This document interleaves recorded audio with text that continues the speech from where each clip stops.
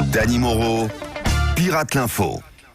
Et l'événement cette semaine, ce sont les annonces déroutantes concernant la date de fin du confinement. Monsieur Macron, peut-être plus de précision. Mes chers confinés, vous qui êtes les cobayes du macronisme, je tenais à vous dire, après avoir consulté les spécialistes, les experts Miami, ma voyante, et joué à pile ou face avec Jean-Michel Blanquer, que le confinement s'arrêtera le 4 mai, mais pourrait quand même déborder sur les vacances d'été pour tous ceux qui ont fait italien en première langue.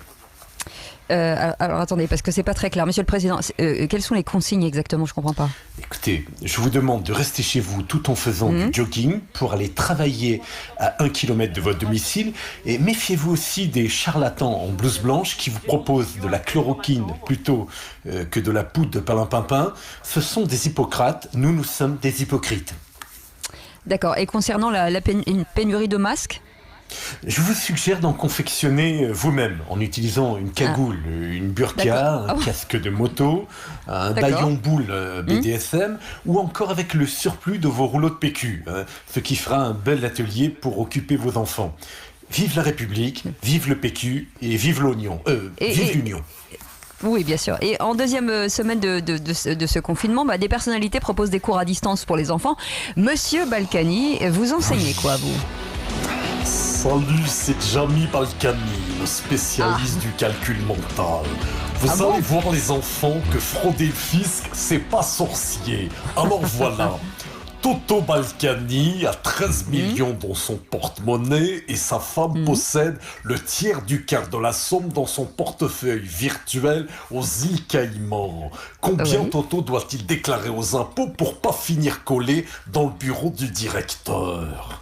Oui, merci Monsieur Balkany. On se retrouve bien sûr la semaine prochaine pour des cours de chimie peut-être. Avec plaisir, je vous apprendrai comment blanchir de l'argent sale qui a trempé dans des caisses noires.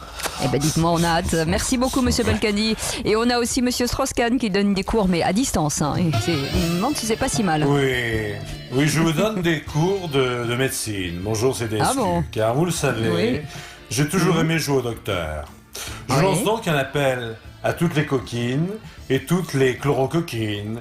Je m'engage à vous faire un dépistage buccal et nasal avec mon long coton-tige.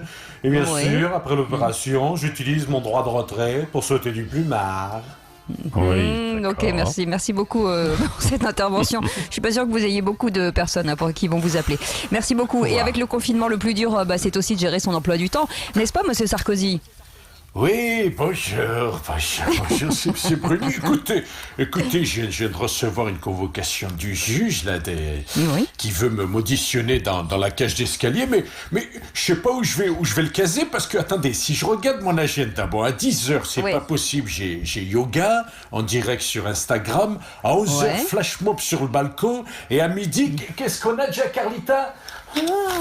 Amore, c'est guitare. Oui, c'est vrai, j'ai cours de guitare sur YouTube avec Kenji Girac pour chanter Bella Ciao. Peut-être à 13h alors, je sais pas, non? Alors, non, écoutez, Cécile, à 13h, c'est le rendez-vous incontournable, mon cours de cuisine avec Cyril Lignac sur Messenger, puis pause déjeuner, et à 15h, échange de tweets avec Donald Trump. Ah oui, alors vous avez peut-être un créneau à 16h, non?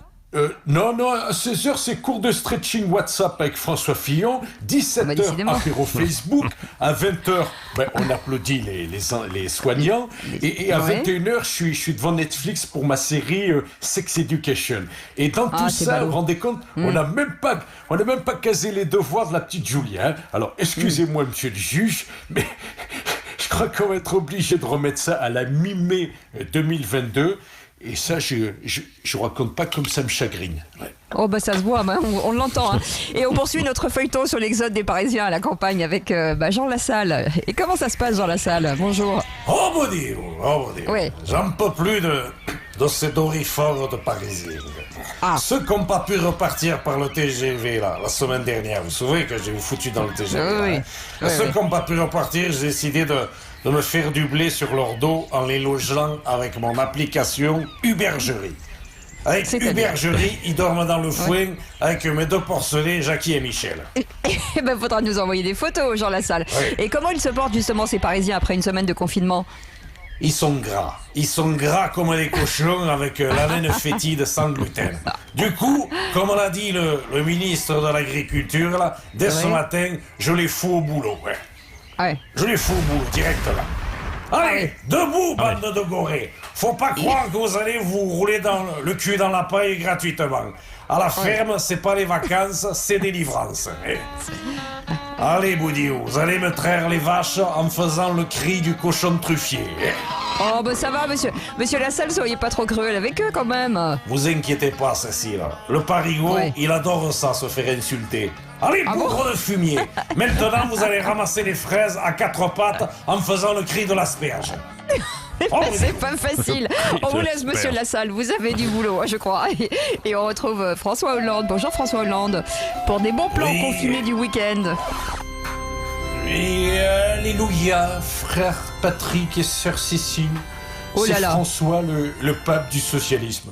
Oui. Vu que le pape va célébrer ce soir sa messe à Rome, moi je bénis les 12 socialistes confinés dans le bureau d'Olivier Faure à prier Saint-Pierre-Mauroy. Oui. À cause de ce coronavirus, c'est Urbi et Gourbi. J'ai dû me laver 3 fois les mains dans le bénitier. On est con. Ah bah bravo. Je sais, un pape ne devrait pas dire ça, mais je m'en bats la calotte. Ouais, je suis pas un enfant de cœur. Bon, ça on le sait. Je crois que vous vouliez surtout vous confesser en un seul mot, hein, bien sûr, monsieur Hollande. Oui, ma sœur. Je le confesse, c'est moi qui ai bouffé tout le stock d'hosties au chocolat. Et je fais aussi mon mea culpa pour la pénurie de masques. C'est ma faute, c'est ma très grande faute, oui, d'avoir choisi ce Judas de Jean-Marc Ayrault qui nous a vendu aux banquiers. Comme on dit à la BCE, les voies du capitalisme sont indémerdables. Oui, c'est ça. Dites-moi, vous avez un peu le temps de nous bénir, monsieur Hollande, ou pas Non, là, faut que je vous laisse, bande de mécréants. Je dois préparer la venue de notre Seigneur à tous. Jésus Didier Raoult, le nouveau Messie barbu qui fait des miracles en blouse blanche. On est content. En quelques jours, il a réussi à soigner les malades et à faire tousser l'ensemble du corps médical qui veut le crucifier. Il sort même son Nouveau Testament, épidémie, vrai danger et fausse alerte. C'est dire si je peux pas faire une croix sur sa venue. Hein. Bon allez, aimez-vous les uns les autres, mais à 1 mètre de distance. Hein. Et n'oubliez pas que dans le confinement, le plus dur, c'est les 45 premiers jours. Oui, et puis attention au cassoulet, hein, monsieur Hollande, parce que dites donc, vous avez pris du rab à la cantine. Hein. Et on termine en chanson avec Francis Cabrel, et comme Jean-Jacques Goldman, soutient bien sûr le personnel soignant. Plus qu'une rupture de stock, c'est une véritable hécatombe. La France est devenue un pays du tiers-monde, avec un gouvernement qui enchaîne les bourdes, qui nous disait faut éternuer dans ton coude, qu'on nous livre des masques, qu'on nous livre des masques, pour tous les médecins et les infirmiers, qu'on nous livre des masques tellement qu'on nous livre des masques, même pour les caissières de supermarché.